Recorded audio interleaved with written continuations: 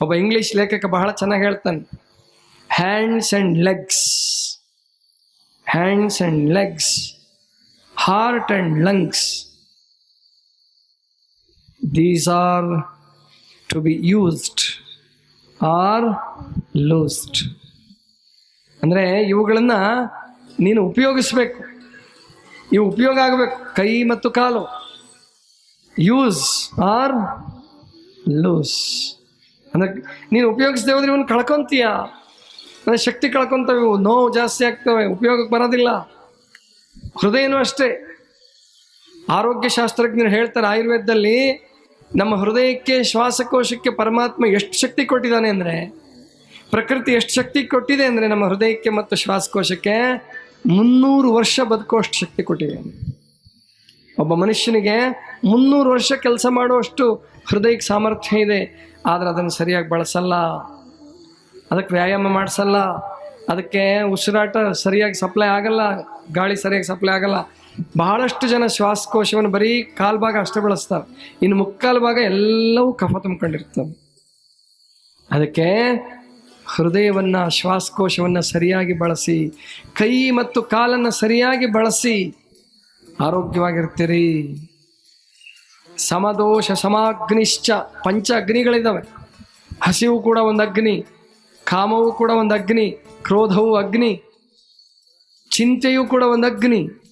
ಈ ಅಗ್ನಿಯನ್ನು ಸರಿಯಾಗಿ ಬಳಸ್ಕೋಬೇಕು, ಸಮವಾಗಿರ್ಬೇಕು. ಸಮದೋಷ ಸಮಾಗ್ನಿಶ್ಚ ಸಮಧಾತು ಮಲಕ್ರಿಯಾ. ಸಪ್ತಧಾತುಗಳು ಅಂತಿದ್ದಾವೆ. ಧಾತು ಅಂದ್ರೆ ಮೂಲ ವಸ್ತುಗಳು ಅಂತ. ಈ ಶರೀರ ಕೆಲಸ ಮಾಡಲಿಕ್ಕೆ, ಈ ಶರೀರ ರಚನೆ ಆಗಲಿಕ್ಕೆ 7 ಮೂಲ ವಸ್ತುಗಳನ್ನು ಗುರುತಿಸಿದ್ದಾರೆ ನಮ್ಮ ಆಯುರ್ವೇದದಲ್ಲಿ. ಹೇಳ್ಬೋದಾ ಯಾರಾದರೂ? 7 ಮೂಲ ವಸ್ತುಗಳು. ಅದಕ್ಕೆ ನಾನು ಹೇಳಿದೆ, ಗಣಿತದ ಕ್ಲಾಸ್ ಇದ್ದಂಗೆ ಇರ್ತದೆ, ಚಿಂತೆ ಮಾಡಬೇಡಿ, ಸುಮ್ಮನೆ ಕೇಳಿಸ್ಕೊಳ್ಳಿ. ಮೊದಲನೇದು ರಸ. ಮೊದಲನೇದು ಯಾವುದು? ರಸ. ಅಂದರೆ ಪಿತ್ತರಸ, ಜಠರ ರಸ, ಆಯ್ತಾ, ಪ್ಯಾನ್ಕ್ರಿಯಾಸಿಂದ ಬರುವಂಥ ಮೇದೋಜೀರಕ ರಸ, ಇಂಥ ಅನೇಕ ರಸಗಳಿದಾವೆ ಶರೀರದಲ್ಲಿ. ಲಾಲಾರಸ, ಇದೆಲ್ಲ ಮೊದಲನೇ ಧಾತು, ರಸ. ಎರಡನೇದು ರಕ್ತ. ನಾವು ಇವತ್ತು ತಿಂದಂಥ ಆಹಾರ ರಕ್ತ ಆಗಬೇಕಾದ್ರೆ 14 ದಿನಗಳು ಬೇಕು ಅಂತ ಹೇಳ್ತೀವಿ. ಮೊದಲನೇದು ರಸ, ಎರಡನೇದು ರಕ್ತ, ಮೂರನೇದು ಮಾಂಸ. ಮೊದಲನೇದು ಮಾಂಸ, ರಸ, ರಕ್ತ, ಮಾಂಸ. ನಾಲ್ಕನೇದು ಮೇಧಸ್ಸು. ನಾಲ್ಕನೇದು ಮಜ್ಜೆ.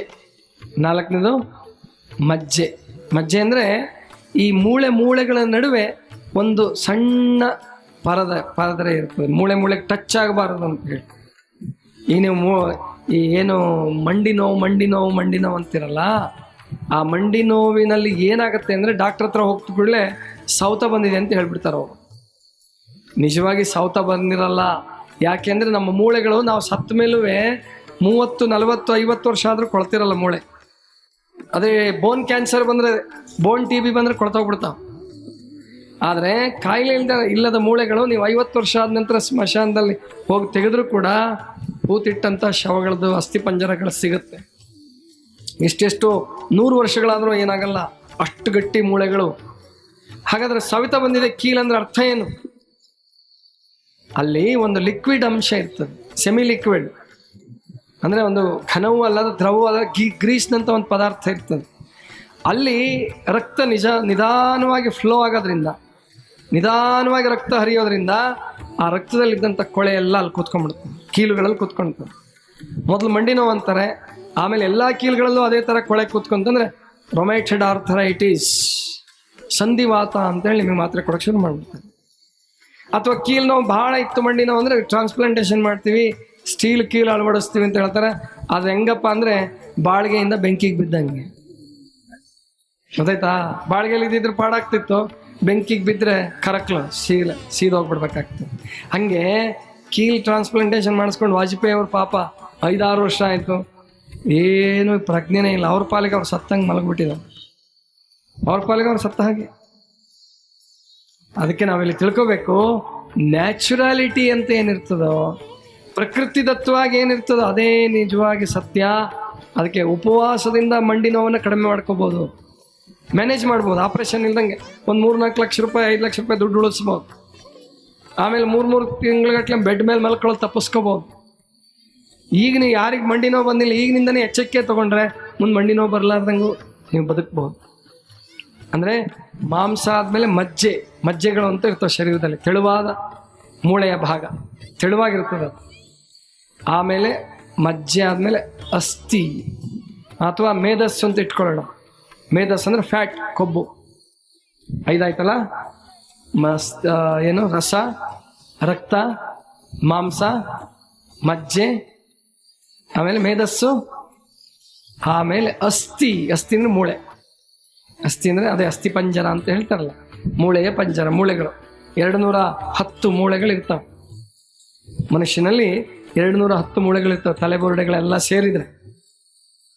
ಆಮೇಲೆ ಕೊನೆಯದಾಗಿ ವೀರ್ಯ. ಅಸ್ಥಿ ಆದಮೇಲೆ ಕೊನೆಯದಾಗಿ ವೀರ್ಯ ಅಂದರೆ ಸಪ್ತಧಾತುಗಳು. ಇವುಗಳು ಸಮವಾಗಿರ್ಬೇಕು. ಅತಿಯಾಗಿ ವೀರ್ಯ ಉತ್ಪತ್ತಿ ಆಯಿತು, ಅವನಿಗೆ ವಿಕಾರ ಜಾಸ್ತಿ ಆಗುತ್ತೆ, ಅವನ ವೀರ್ಯದಲ್ಲಿ ದೌರ್ಬಲ್ಯತೆ ಇರ್ತದೆ, ಕುಸಂಸ್ಕಾರಗಳಿರ್ತದೆ. ಅಂಥವನೇ ಅತ್ಯಾಚಾರಿ ಆಗ್ತಾನೆ, ಅನಾಚಾರಿ ಆಗ್ತಾನೆ, ವ್ಯಭಿಚಾರಿ